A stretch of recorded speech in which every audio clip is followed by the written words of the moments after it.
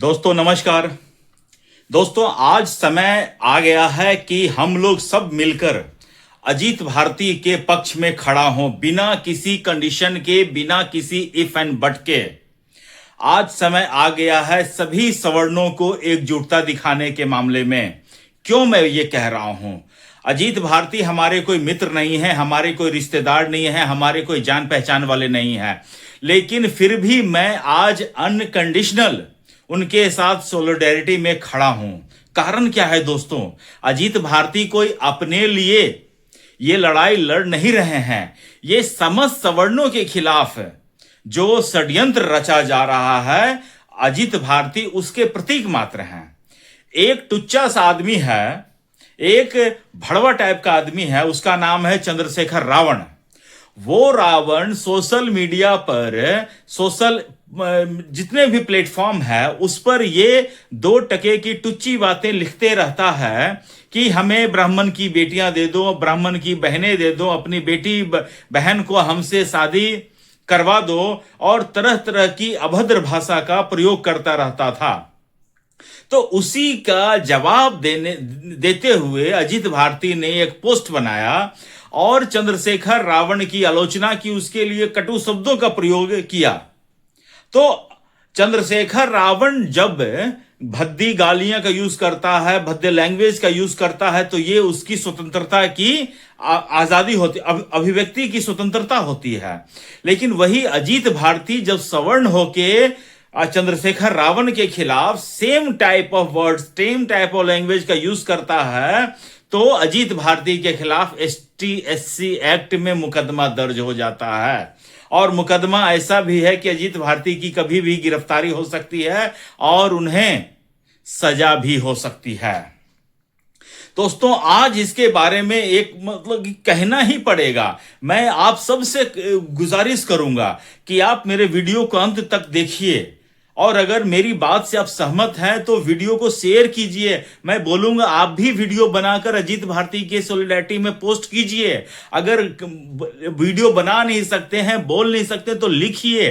और अगर यह भी नहीं कर सकते, कम से कम जो वीडियो बना रहे हैं उसके वीडियो को शेयर कर दीजिए। यही बहुत बड़ी समर्थन हो जाएगा अजीत भाई के लिए। समझ रहे हैं? अब देखिए, ये चंद्रशेखर रावण जो है, नगीना एक सीट है उससे सांसद बन गया है। इस देश में तो टुच्चा से टुच्चा आदमी भी सांसद बन जाता है। यह इस देश का दुर्भाग्य है। Point number 1। इसके बाद मैं आज सोशल मीडिया पर कई ऐसे पोस्ट देख रहा हूं जिसमें अजीत, ये जो टुच्चा चंद्रशेखर रावण जो है, ये महिलाओं के लिए कितनी गंदी गंदी शब्दों का यूज कर रहा है, प्रयोग कर रहा है। ये सब आप देखिए।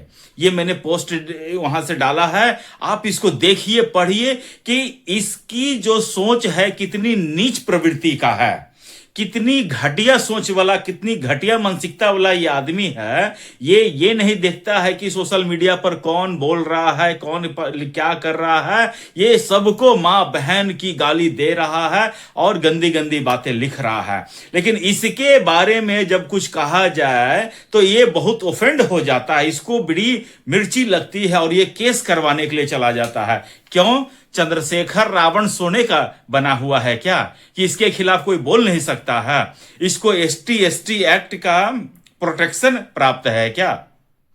तो दोस्तों अब इसके बारे में माननीय न्यायालय को भी बहुत गंभीरता से विचार करना पड़ेगा कि क्या सिर्फ किसी के बोल देने से, गाली दे देने से आप अगर इस तरह से मुकदमा दर्ज कराने लग गए, तब तो इस देश में सिर्फ एक तरफा कार्रवाई की उम्मीद हम कर सकते हैं कि आप किसी के खिलाफ बोल दीजिए तो आपके खिलाफ मुकदमा दर्ज हो जाएगा। Same goes with UGC act.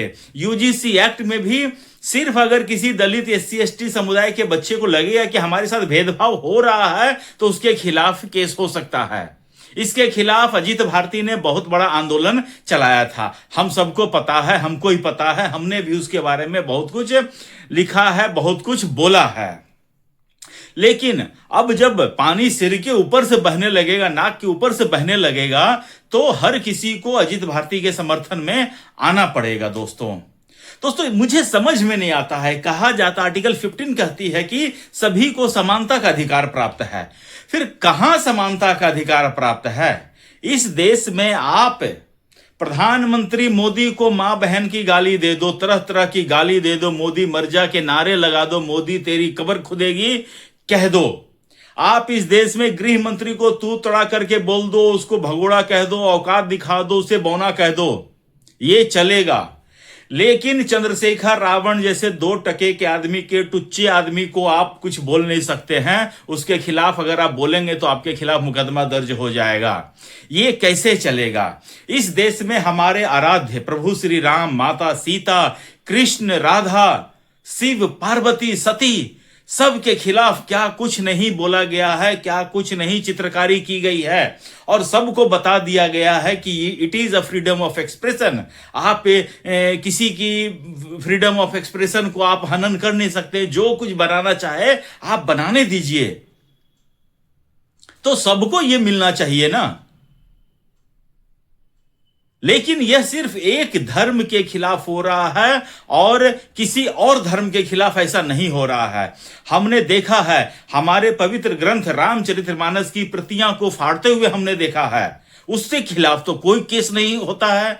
हमने देखा है कोई स्वयं इस धरती का, आजाद भारत का सबसे बड़ा ढोंगी मैं अंबेडकर को मानता हूं।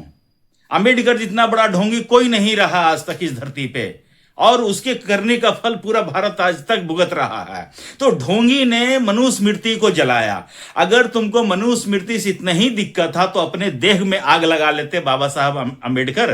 पूरे भारत को जलाने की क्या जरूरत थी, खुद जल जाते। लेकिन दोस्तों मैं कह रहा हूं अंबेडकर के बारे में उल्टा पुल्टा अगर आप बोल दिया तो हो सकता है मेरे खिलाफ केस हो जाए, जो कि इस धरती पे है भी नहीं। लेकिन इस धरती पर वर्तमान अभी प्राइम मिनिस्टर के खिलाफ आप अपशब्दों को बोल दें, आपके खिलाफ कोई कुछ नहीं कहेगा। लोग कहेंगे गाली ही तो दिया है, गाली देना कोई अपराध तो नहीं है। यही कॉकरोच जनता पार्टी के नेता दीपिके कह रहा था कि प्रधानमंत्री मोदी को गाली ही तो दिया है ना, गाली देना अपराध कब से है? तो यही मैं कह रहा हूं अजीत भारती को, ये वीडियो आप रख लेना और उसको दिखा देना कि माय लॉर्ड प्रधानमंत्री मोदी को गाली देते समय ये जो छुछुंदर है तिलचट्टा दीपिके ऐसा बोल रहा था, और उसके मंच पर ये हरामी चंद्रशेखर रावण भी था। तो आज चंद्रशेखर रावण को गाली देना कहां से दंडनीय अपराध हो गया है? मुझे लगता है कि सुप्रीम कोर्ट को और इस देश की सरकार को ST/SC एक्ट के बारे में बहुत गंभीरता से विचार करना चाहिए। और अगर कोई चिराग पासवान जैसा आदमी अगर आता है, बोलता है कि जब तक हम रहेंगे ये हट नहीं सकता है, उसकी बातों को भी अब दरकरार करने का समय आ गया है।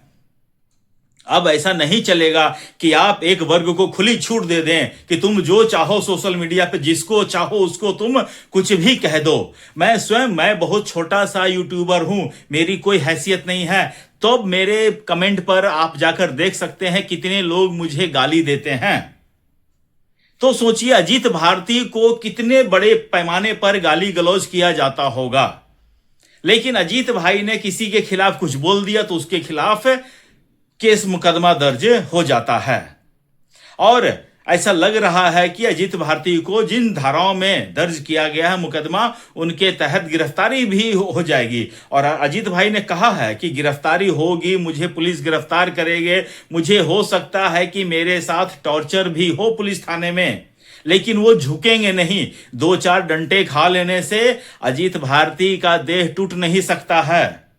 अजीत भारती बोले हैं कि उसी कंडीशन में वो जंतर मंतर पहुंचेंगे और वहां से उनका एक नया आंदोलन शुरू होगा। और इस बार जो आंदोलन होगा तो समझ लीजिए दोस्तों कि इस देश में ST/ST एक्ट को फिर उखाड़ कर ही फेंका जाएगा। मुझे समझ में नहीं आ रहा है कि मोदी सरकार आखिर करना क्या चाह रही है। अगर उन्हें देश पर शासन करने का मन नहीं है तो वो एक झटके में रिजाइन कर देना। Let other people come to the power, दूसरे को आने दे। लेकिन अगर जिस तरह से मोदी सरकार काम कर रही है, ऐसा लगता है कि मोदी सरकार स्वयं अपने समर्थक, अपने वोटर्स की बलि चढ़ाने के लिए तैयार बैठी है। क्या हम और आप इस तरह की बलि को एक्सेप्ट कर सकते हैं? नहीं कर सकते हैं, क्योंकि हमारे अंदर लड़ने की प्रवृत्ति है। कुछ भी करने से पहले लड़ेंगे। अरे चंद्रशेखर रावण, तुम एक बिना बैसाखी के तुम एक परीक्षा पास नहीं कर सकते हो। आज तक तुमने जीवन में क्या अचीव किया है, जरा तुम सबके सामने ले आओ। तुम एक नंबर के बलात्कारी हो, ढोंगी हो, हरामी हो, क्या क्या नहीं हो तुम। और दोस्तों मजे की बात तो ये देखिए, इस देश का इतना बड़ा वकील अभिषेक मनु सिंघवी, दल्ला जिसे आप कह सकते हैं, वो इस चंद्रशेखर रावण के समर्थन में आके खड़ा हो गया है। कह रहा है कि ये एससी समाज के लोगों के खिलाफ अनप्रिविलेज्ड लैंग्वेज का यूज किया जा रहा है, जो कि गलत है। कभी इसने देखा है कि ये जो भड़वा रावण है वो किस तरह के शब्दों का यूज करता है? कभी इसने देखा है? तो फिर ये एक तरफा चीजें क्यों हो रहा है? आप रावण जैसे सांसद जिस तरह की गाली का यूज करता, जिस तरह के शब्दों का यूज करता है, क्या आप उसको इग्नोर करके चल सकते हैं क्या? और रावण को क्या लगता है इस देश की अदालतें, इस देश की संस्थाएं मूक दर्शक बनकर बैठेगी, देखेगी क्या? उसे ये पता नहीं, ये सब दिख नहीं रहा है क्या? अजीत भारती पागल हैं क्या? उनके लिए भी मैं अपने जुडिशियल सर्विसेज से लोगों से अपील करूंगा, जो भी वकील कैटेगरी के लोग, अगर मैं वकील होता तो मैं अजीत भाई के लिए अब तक मैदान में कूद गया होता। लेकिन जो भी हैं भाई, मेरी बात को सुन रहे हैं, अजीत भारती के लिए ज्यादा से ज्यादा संख्या में केस लड़ने के लिए तैयार रहें और इसको कंक्लूजन तक पहुंचाएं कि अगर कभी चंद्रशेखर रावण इस तरह की हरकत दोबारा करेगा तो उसी को इस एक्ट में जेल जाना पड़ेगा। ऐसा प्रावधान, ऐसा मुझे लगता है संविधान में संशोधन का वक्त अब आ गया है। दोस्तों मुझे लगता है कि आज के लिए मैं बहुत बोल गया हूं और मैं इसी के साथ अपना आज का ये जो वीडियो है वो खत्म करता हूं। आप लोग से गुजारिश रहेगी कि इस वीडियो को ज़्यादा से ज़्यादा शेयर कीजिए, लाइक कीजिए और कमेंट कीजिए। अजीत भारती के समर्थन में अपना कमेंट करके बताइए कि आप भी अजीत भारती के साथ खड़े हैं। मैं बिमल शाही, आज के लिए इतना ही और अपना ख्याल रखिए, स्वस्थ रहिए, मस्त रहिए। तब तक के लिए नमस्ते, जय श्री राम, वंदे मातरम, भारत माता की जय।